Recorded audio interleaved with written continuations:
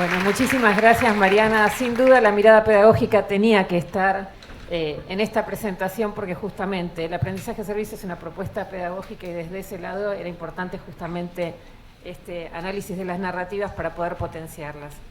A continuación voy a presentar a Laura Marés. Quizás muchos la conocen. Ella es especialista en temáticas relativas a la educación y las TICs. Ha actuado como consultora en distintos proyectos corporativos y gubernamentales, siendo invitada a exponer en más de 30 países de América, Europa, Asia y África.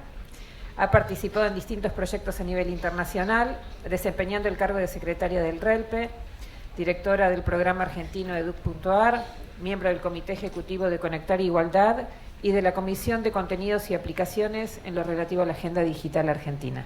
Bienvenida, María. Gracias, Rosa. Bueno, muchas gracias a todo el equipo de CLAIS por invitarme, a Nieves Tapia, a Pablo Buján, que los conozco hace mucho tiempo.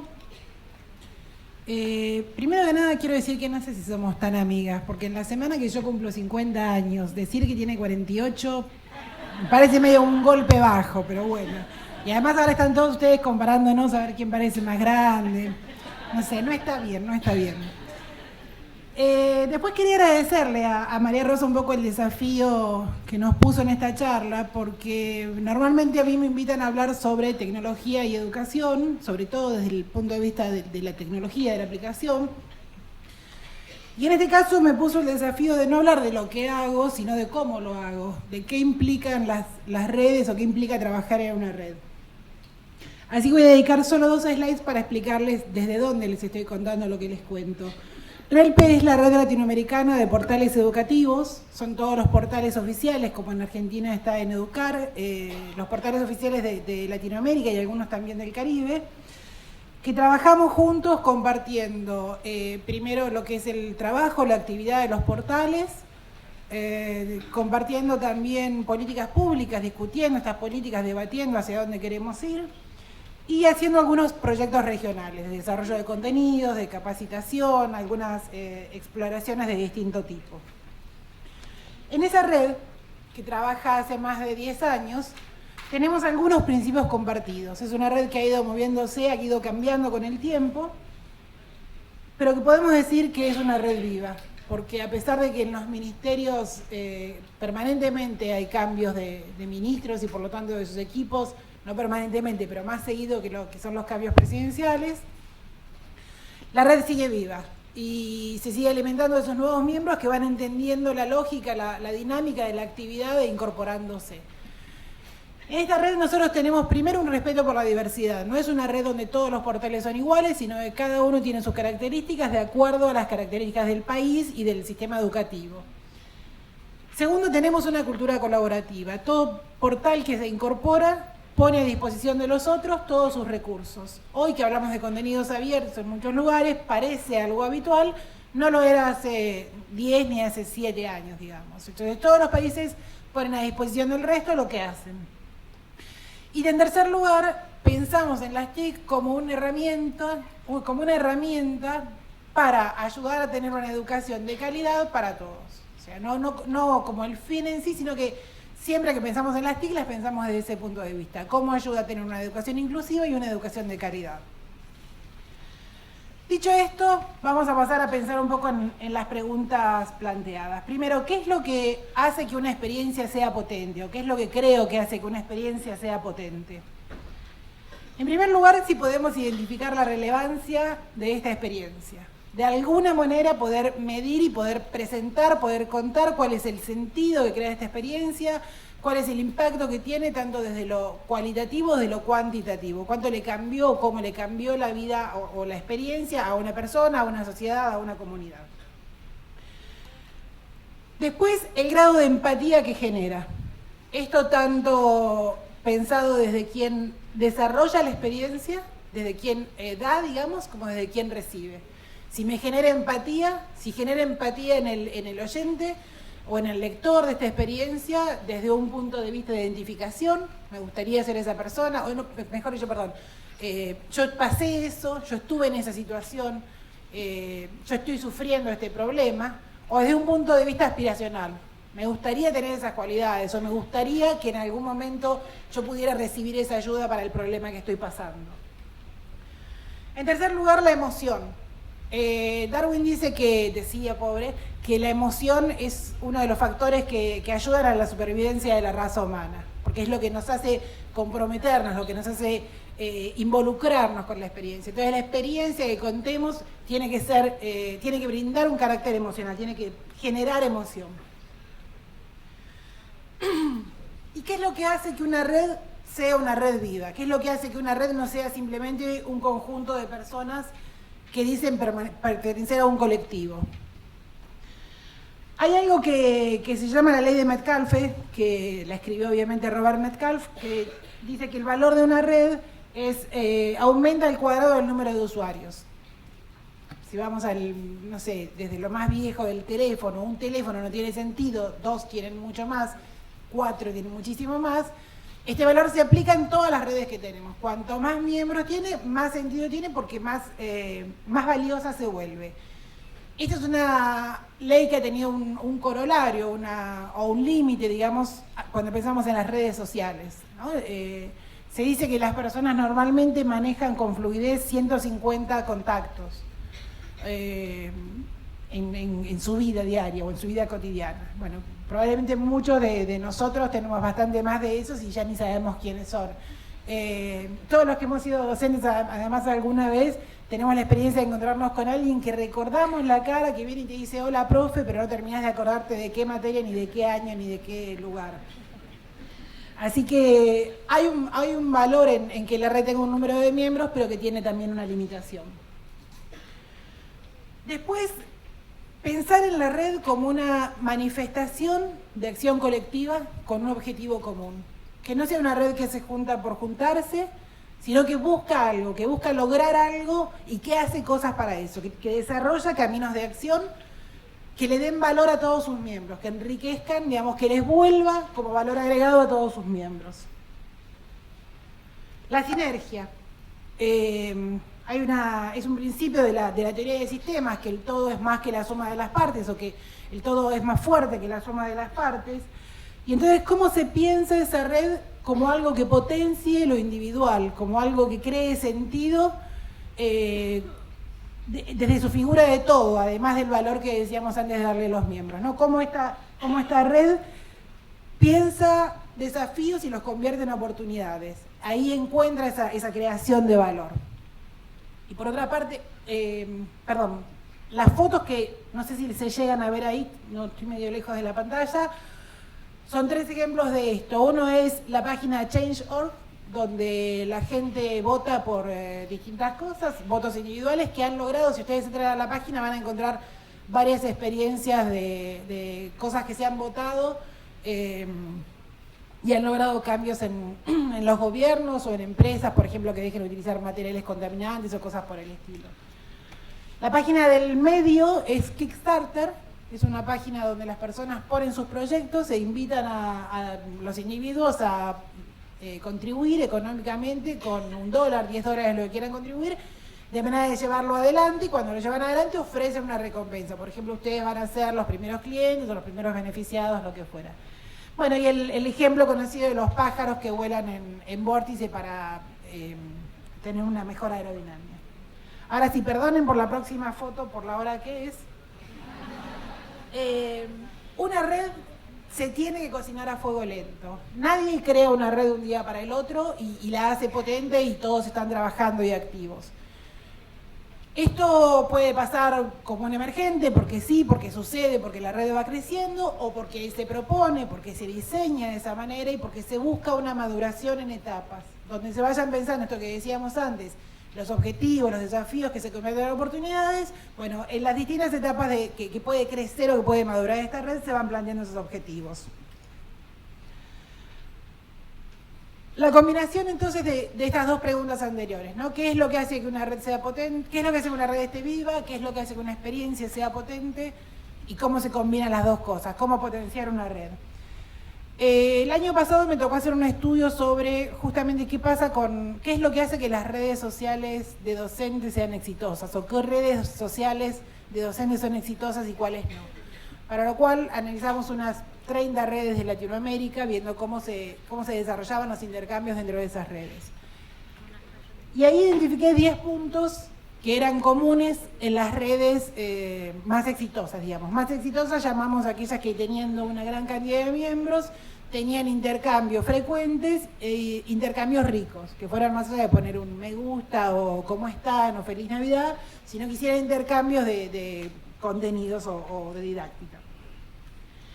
Marqué en amarillo algunos de los puntos que tenían que ver con lo que estamos hablando de la narrativa de experiencias, ¿no? Ofrecer experiencias enriquecedoras, poder compartir tanto desde los docentes como desde los dinamizadores de la red, experiencias que le sirvan al otro docente para aplicarlo en su lugar o para cambiar algo o para repensar algo de lo que está haciendo. Que los contenidos que se comparten sean de fácil acceso, que se encuentren rápido, que se puedan entender, que se puedan bajar, que se puedan descargar, que se puedan recompartir. Tener algunos usuarios de máxima proactividad. Estos usuarios con mucha suerte se generan solos, en la mayoría de las veces los tiene que poner uno. Tiene que buscar usuarios a los que de alguna manera se incentiva, ya sea económicamente o se incentiva con algún otro tipo de recompensa, para que participen activamente y para que fogoneen, digamos, esta red en crecimiento.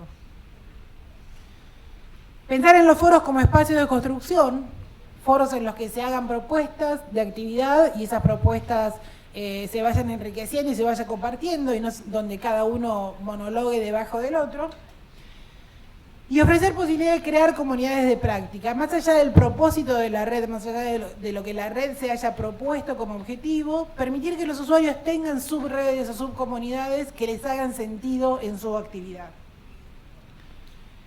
Entonces, hablamos de pensar en las redes como contenido y como herramienta, que es un poco lo que estuve haciendo yo hace un par de días para preparar esta presentación, ¿no? Yo utilizo todo el tiempo la red, trabajo en una red y utilizo las redes, entonces usarlo como herramienta, pero además pensar en qué significa, pensar en qué implica esta red para el grupo que hago, para el objetivo que tengo, para el lugar, para los usuarios a los que quiero llegar.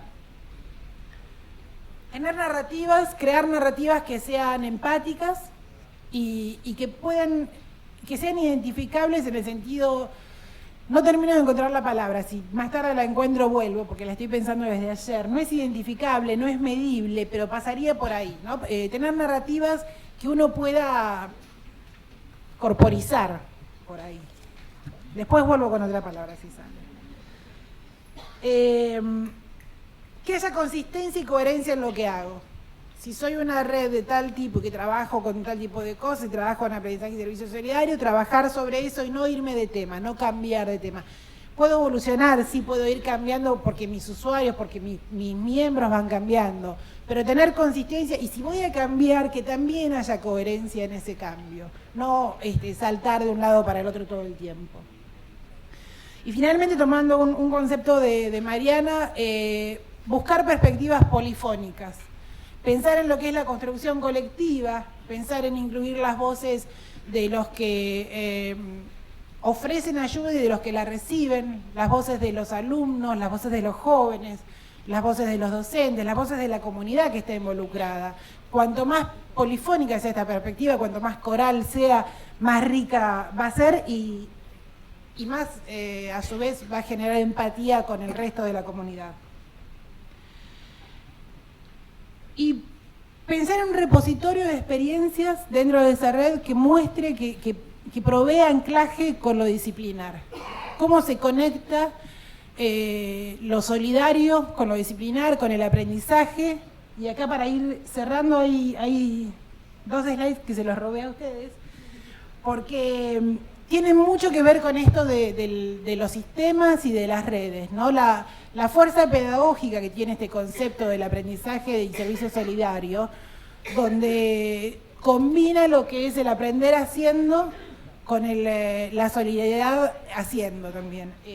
Me parece que es como muy valioso y es como muy potente para conectarlo con lo que son las teorías pedagógicas, con lo que es la forma de aprender que se propone actualmente y que es involucrar mucho más al alumno y al docente, buscando esto que podríamos llamar de aprendizaje sistémico en la combinación o en este círculo virtuoso de aprendizaje y servicio.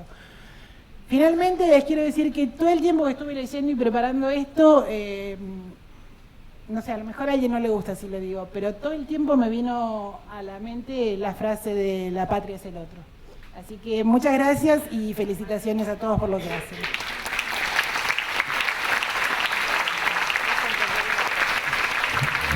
La patria es el otro, es la frase que dije.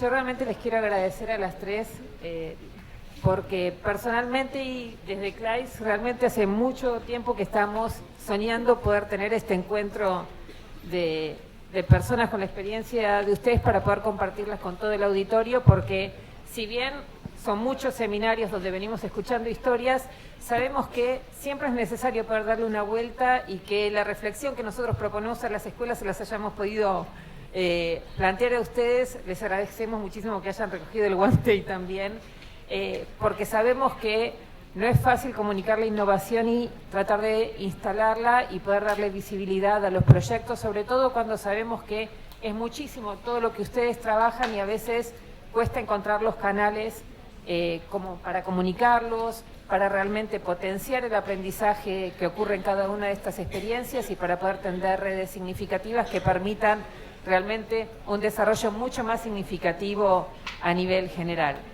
Como fueron tan buenas con los tiempos, que aprovecho también a agradecerles, impecables, tenemos tiempo para algunas preguntas. Así que si ustedes quieren, ya sabemos a quiénes van a atacar después presentándoles sus experiencias, pero si tienen algo para aportar en este momento, es el momento como para que aprovechen. Acá te paso el micrófono. Hola. Quería preguntar qué experiencias tienen acá en Buenos Aires o en Argentina, porque tomando las otras provincias, en cuanto a que los docentes puedan sistematizar las narrativas pedagógicas. Es decir, ¿hay alguna forma en que los docentes están escribiendo verdaderamente sus experiencias? Gracias.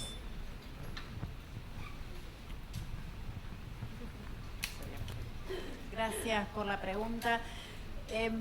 Nosotros hace décadas trabajamos en un programa de investigación que busca construir categorías de análisis didáctico a partir de buenas prácticas de la enseñanza, o de enseñanza poderosa, o de huellas de maestros memorables, etcétera, etcétera.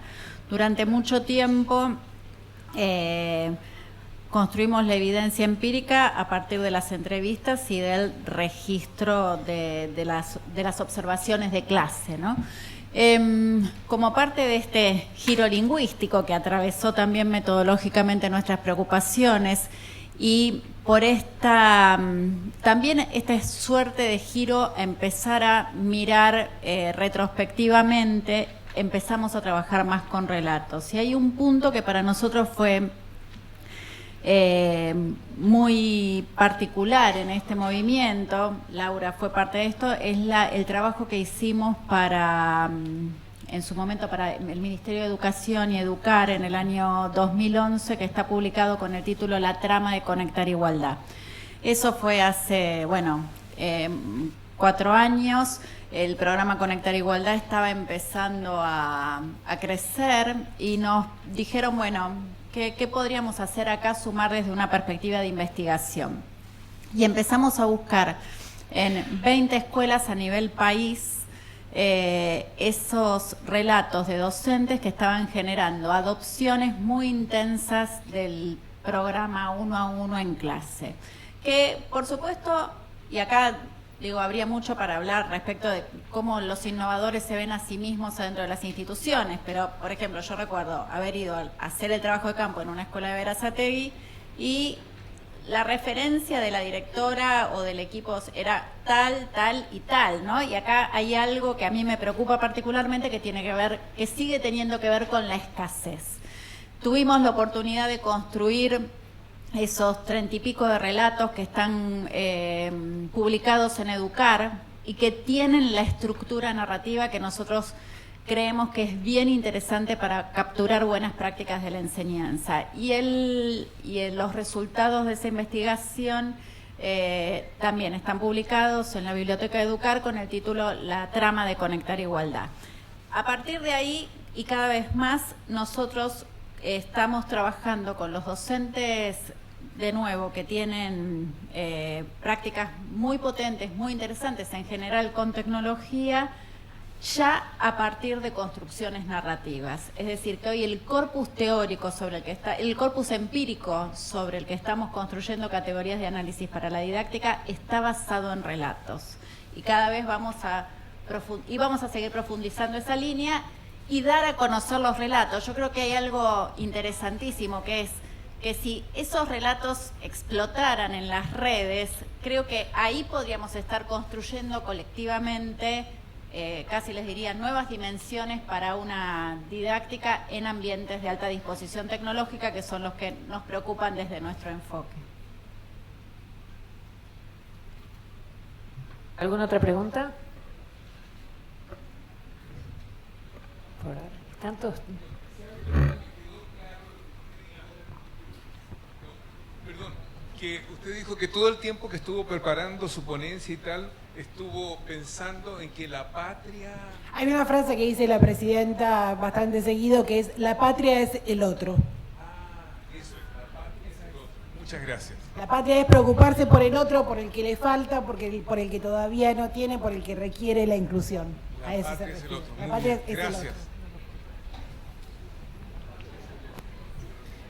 Bueno, si no hay ninguna pregunta, igualmente ya saben que tienen todos los contactos, las presentaciones van a estar disponibles desde la página, pero acá Nieves me pidió que también quería hacer algún comentario. Ya que fueron tan buenas con el tiempo, me voy a aprovechar. Alguna ventaja tiene que tener organizar el seminario, ¿no es cierto?